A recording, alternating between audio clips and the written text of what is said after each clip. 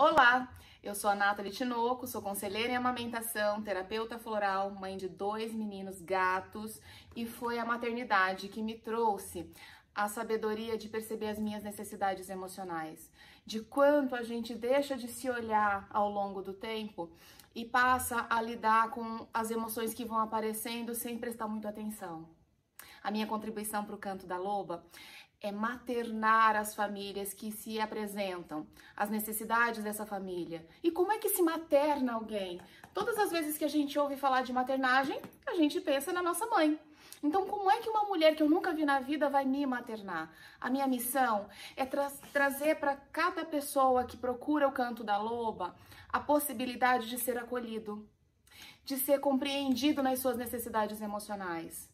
Como é que você vai cuidar? Como é que você vai acolher? Como é que você vai encontrar nutrição afetiva se você não consegue entender quais são as suas necessidades e você não está acolhido? E você, como eu, nesse período de reclusão, deve estar percebendo o quanto se fala em autocuidado pelas redes sociais.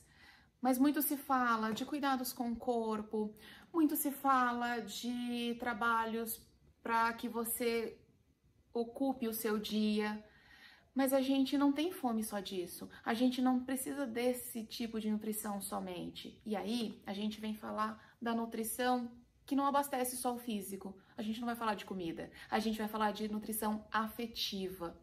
Então, o que é autonutrição?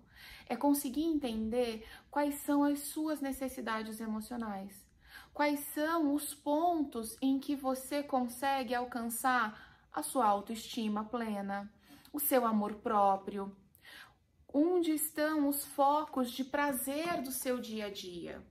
Então, quando eu olho para as minhas necessidades e atendo essas necessidades, eu naturalmente consigo lidar com todas as minhas demandas. Como é que eu vou atender a um pedido de um filho de atenção se eu tô gritando atenção? Como é que você vai conseguir atender um pedido de colo se você não tem conseguido se acolher? Se você não está encontrando nesse momento de estar fechado em casa, de estar sem a possibilidade de encontrar os seus amigos, né? Como é que você vai perceber? Como é que a gente enxerga a nossa falta de nutrição, o nosso ponto de desequilíbrio? É no caos.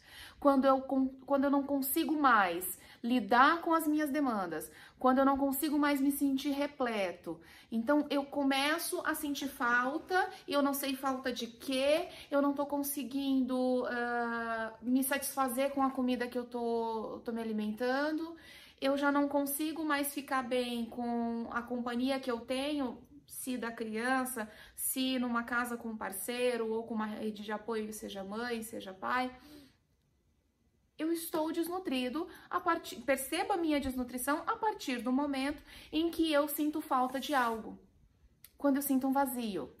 A base da nossa nutrição, ela é fundamentada no pai e na mãe.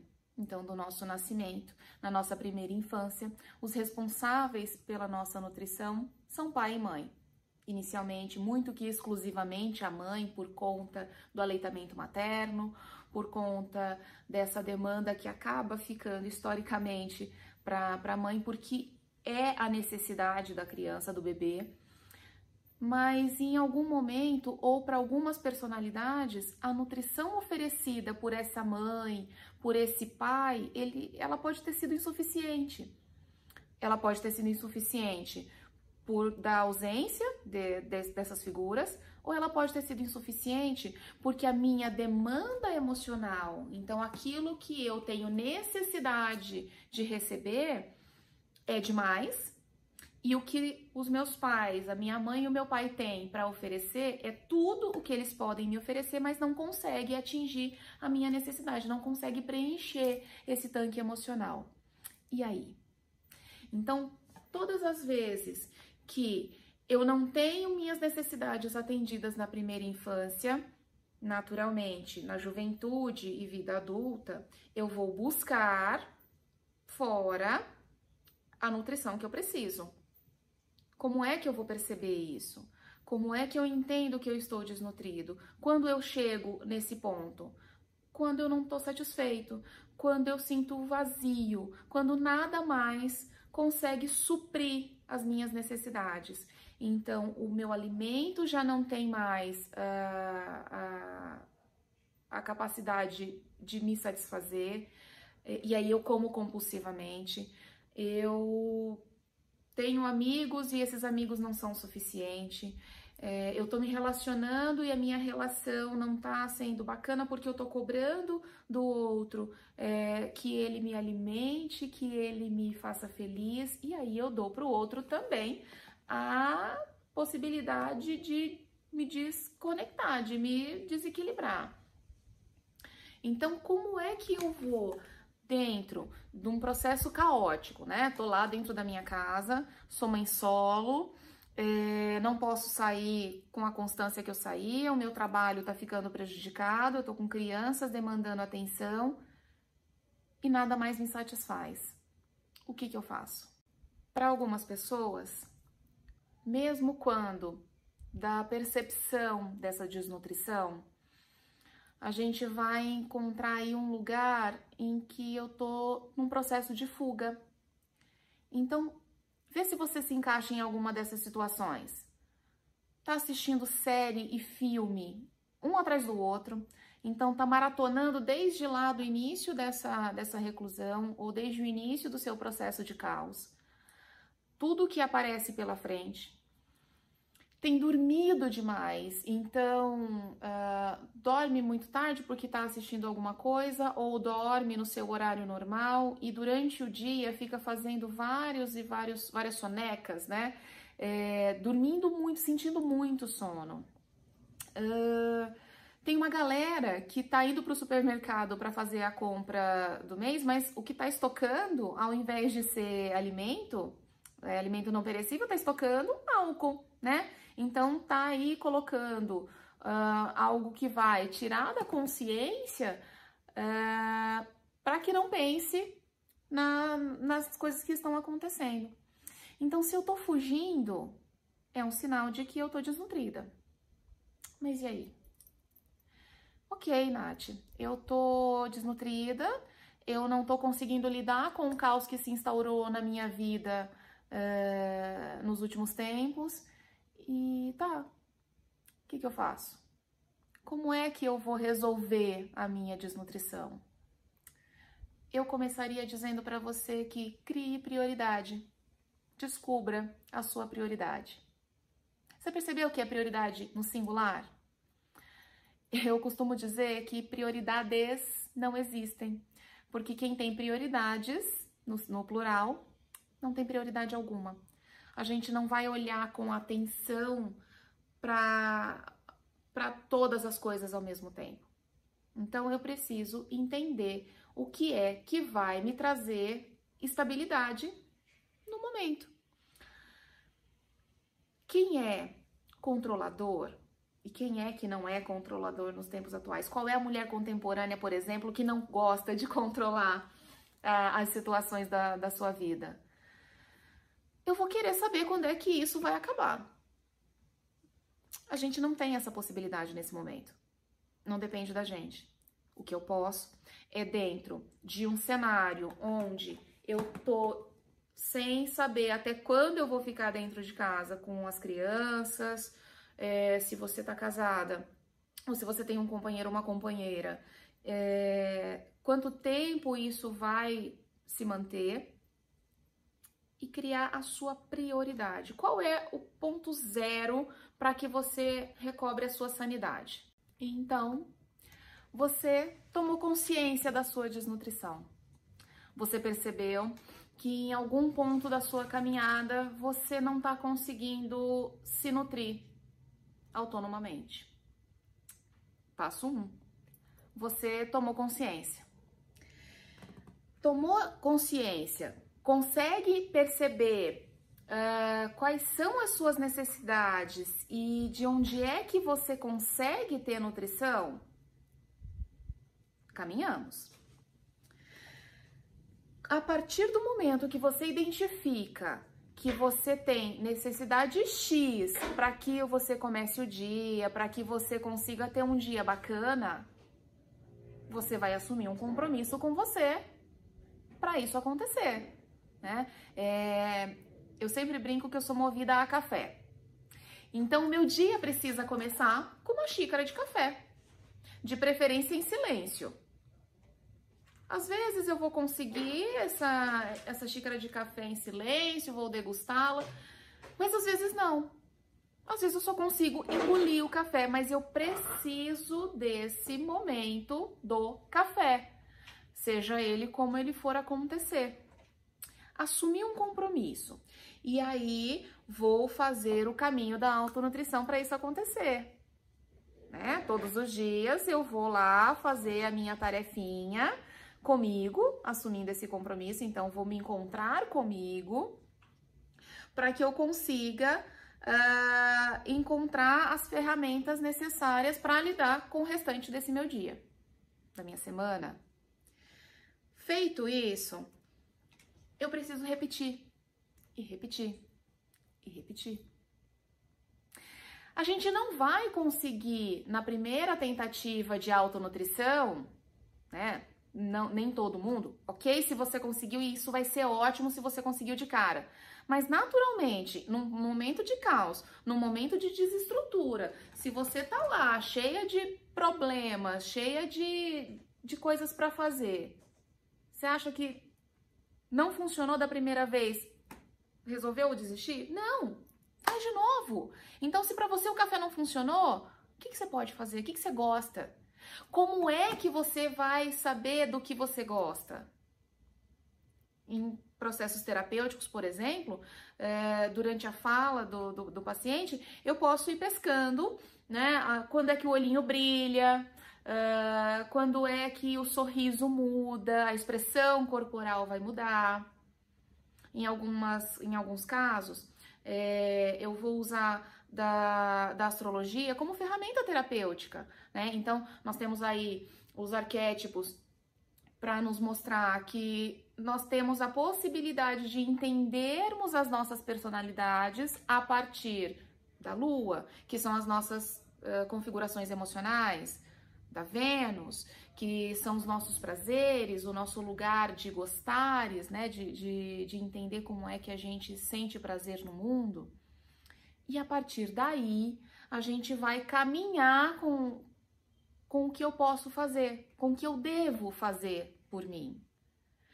Então, se eu tomo consciência, eu identifico as minhas necessidades com a ajuda de alguém, ou eu vou fazendo aí um joguinho de o que eu gosto, o que eu não gosto, o que me faz bem, qual foi a última vez que eu fiquei feliz e o que eu estava fazendo, eu vou assumir um compromisso comigo e vou seguir adiante. E aí você chegou aqui, você já descobriu as suas necessidades, você encontrou alternativas para se nutrir, você já está dando conta de si. E como é que eu vou nutrir o meu filho? Como é que eu vou nutrir essa pessoinha que eu coloquei no mundo o tempo todo? Porque vamos combinar. As crianças estão dentro de casa, o tempo todo é mãe pra cá, mãe pra lá, pai pra cá, pai pra lá. Eu quero isso, eu quero comer, eu quero brincar, me dá colo, mãe, mãe, pai, pai. E a gente entra num looping e fica precisando de nutrição o tempo todo, mas precisa nutrir essas criaturinhas, né? Afinal de contas, são responsabilidade nossa. Nós temos estruturas emocionais que vão nos acompanhar ao longo da nossa vida inteira. Então, nós temos a criança interior, né? O que é a criança interior? A criança interior foi aquela criança que eu fui na minha primeira e segunda infância, então, do nascimento até os 7 anos, e que se não nutrida adequadamente, vai ter pontos de necessidade, como a gente falou ali atrás, né? Como a gente já falou antes. E ela vai se manifestar no nosso comportamento ao longo de toda a vida. Todos nós temos uma criança interna. Ela pode estar muito bem nutrida, bem resolvida e se manifestar de forma muito positiva com os nossos filhos, por exemplo, né? Eu tenho amigas que são crianças incríveis, né? Porque tiveram aí, são adultos incríveis porque tiveram a nutrição adequada ou trabalharam essa criança em processos terapêuticos, em processos de autoconhecimento, foram ao longo da vida aprendendo a lidar com isso.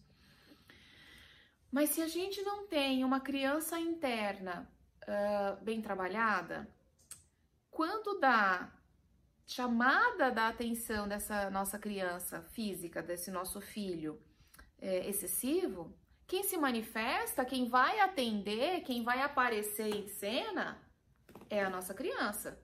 Então, se eu tô lá, me nutri, tô legal, o meu dia vai começar e vai ser ótimo. De repente, a criança faz aquele rebuliço lá na sua casa que você não estava esperando, porque a gente tem uma expectativa todas as vezes que inicia algo. E você se depara sendo tão imaturo quanto seu filho. Como é que uma criança nutre outra? Como é que no descontrole, no desequilíbrio, eu vou conseguir me lembrar de ser respeitosa, eu vou conseguir dar conta de não responder, né, para uma provocação, dependendo da idade da criança, ela nem tá fazendo provocação, ela só tá te falando das necessidades dela e ela não sabe se expressar muito bem. A gente precisa estar cercado das nossas ferramentas. A gente precisa estar atento. Putz, Nath, mas eu já tô tão cansada, então quer dizer que eu tenho que ficar o tempo todo prestando atenção no que eu preciso? Sim! Você é a pessoa mais importante. Lembra lá das nossas viagens de avião? Então, máscaras de oxigênio cairão à sua frente em caso de turbulência. Primeiro, vista a sua máscara para depois ajudar o outro. Porque se você não estiver atento a você, você não vai conseguir fazer nada por ninguém. Se você não conseguir cuidar de você, você não cuida do outro. Quantas pessoas que trabalham com cuidado, né? Médicos, terapeutas, psicólogos, enfermeiros, fazem síndrome de Burnout, que é a doença do cuidador, que é aquele que se deixa de lado, é aquela pessoa que olha para as necessidades de todo mundo, mas não cuida de si. E vai surtar, e vai adoecer, e vai trazer para o corpo físico mazelas. Então, se você precisa nutrir alguém, e é uma necessidade, se essa criança é minha responsabilidade, a responsabilidade da nutrição dela é minha. A gente não tá falando aqui já há um tempão que se a minha criança não foi nutrida lá na primeira infância, eu não vou ter condições de lidar com equilíbrio com a minha vida adulta. Então, somos as responsáveis em nutrir os nossos filhos. A gente tem que fazer isso. Não dá. A gente não tem como devolver para a fábrica, né? Dá pra gente, agora eu não tô dando conta, olha, beijo, depois você me devolve aqui. Vou passar um mês, vou tirar férias da maternidade, vou tirar férias da paternidade e depois eu pego de volta. Não dá. Você já tomou consciência de que é necessário. Você já sabe disso. E se você tá aqui, se você fez a compra desse curso, é porque você tá precisando de auxílio. Você sabe da sua responsabilidade, inclusive social, no cuidado dessa criança, na criação dessa criança, na construção de uma psique saudável para ela. Então, olhe-se, é você que é a pessoa mais importante. A gente vira mãe e aí a primeira coisa que acontece são as visitas, né? A visita não vai visitar você. Ela não vai saber de se você tá bem. Ela vai olhar a criança, ela vai ver o bebezinho lindo que você trouxe ao mundo. E aí você fica lá, sentada, às vezes com a mama toda dolorida, o corpo dolorido, seja pelo parto normal, seja pelas 7 camadas que foram abertas durante a cesariana, e ninguém pergunta se você tá bem. Como conselheira em amamentação, é exatamente essa a minha função. É olhar para a mulher que acabou de parir, que às vezes não tem a mãe ou a sogra ou uma mulher próxima, amiga, que vai nutri-la, que vai materná-la. A gente vira mãe E a primeira necessidade que nós temos é ser maternadas. E nem todas somos. Eu me lembro no meu primeiro puerpério, que é essa fase imediata do pós-parto, de ter feito a escolha de cuidar do meu filho sozinha com o pai, né? E foi muito legal, foi muito bacana, porque ele me maternou. Né? Ter um companheiro faz toda a diferença nesse aspecto. Mas e a mulher que não tem um companheiro para materná-la? E aí não tem a mãe, não tem uma outra mulher. Ou, vamos lá, eu não quero a minha mãe para me maternar no puerpério. Não quero, não tem uma relação boa, a gente não vai se entender. Ela conta com quem? Quem é que ela vai... Para quem é que ela vai ligar e vai falar, olha, eu tô ebulindo em emoções, eu tô chorando o tempo todo, isso é normal? Porque a gente entra em rede social, a gente entra lá no Instagram das famosas e todo mundo é lindo, todo mundo é perfeito. Né? Nós temos algumas quebras de paradigmas nos últimos anos que mostram lá uma barriga flácida, que mostram a olheira, que tem mostrado que não se dorme à noite. Mas ninguém entra nesse fantasma que são os hormônios que ficam na nossa mente aí trabalhando contra nós. Ninguém fala que à noite os bichos são feios. Ninguém fala que depois de um dia inteiro tentando acertar a pega do neném, né? Fazendo dor cada vez que ele vem pro peito, à noite eu não vou conseguir dormir. Porque a noite vai ser igual ao dia. E o meu cérebro, ele tá programado para dormir de noite. Então, meu amor, você precisa olhar para você. É você a pessoa mais importante da sua casa. E não é porque você é o arrimo de família, porque você paga as contas, porque você é a mantenedora. É porque você é a estrutura emocional da casa. Mesmo que você tenha um companheiro ou uma companheira. É a mãe quem cuida, é a mãe quem materna. Ok, também acho que seja uma baita de uma sacanagem aí, uma injustiça, que isso recaia somente sobre a mulher. Mas e quando você não tem ninguém? Vai sobrar pra quem? Se você sentir vontade de chorar, chora. Eu sempre digo para as mães o seguinte: se você tá com seu bebê e sentiu vontade de chorar, não segura. Seu bebê já sentiu o seu choro e já sentiu medo, então chora. Chora largado. E fala por que tá chorando. Não sei, Nádia, eu só tô chorando porque me deu vontade de chorar. Ok. Filho, filha, tô com uma vontade de chorar e vou chorar. É muito interessante a solicitude das crianças nesse aspecto.